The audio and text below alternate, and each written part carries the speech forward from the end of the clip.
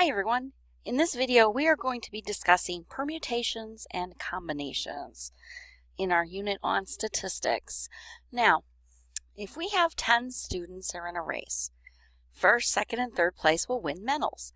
In how many ways can 10 runners finish first, second, and third? So first gets the gold medal, second the silver, and third gets the bronze, right?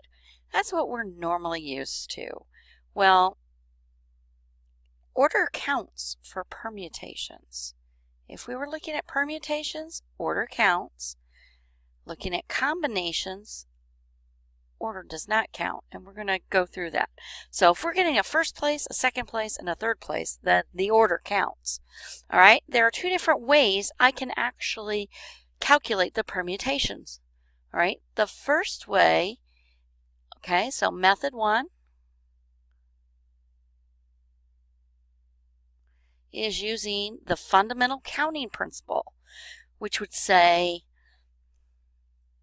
10 times 9, because there are 10 runners, times, because 10 of them, any one of 10 could become first place, then one of the 9 has to be second place, times 8, which gives me 720.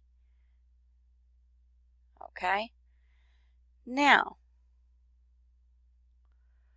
what if I were to take this same thing, but we're going to use a formula. There is a formula for permutations. Okay, so method 2 is using the permutations formula.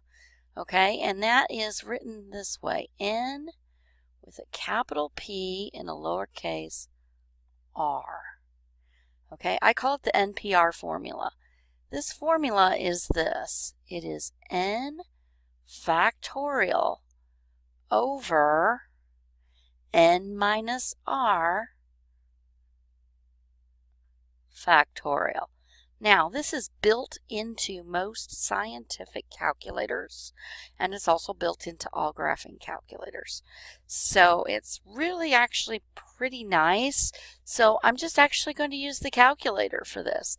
And so if I enter it, 10p3, I am going to get 720. That means there are 720 ways in which a runner could be first, second, or third.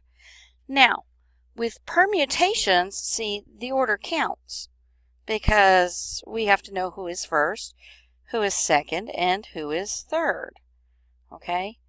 Now, what if the order didn't count?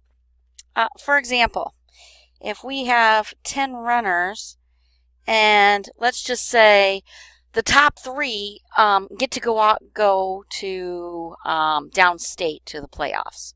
Okay, only the top 3 from a specific race. It does not matter if you are the first, second, or third place. As long as you're in the top 3, you get to go to the playoffs. Okay, so that would be a combination. So combinations are when order doesn't count, doesn't matter.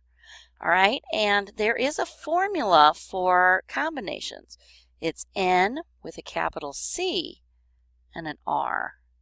And combinations formula is this: N factorial over R factorial, okay, times N minus R factorial.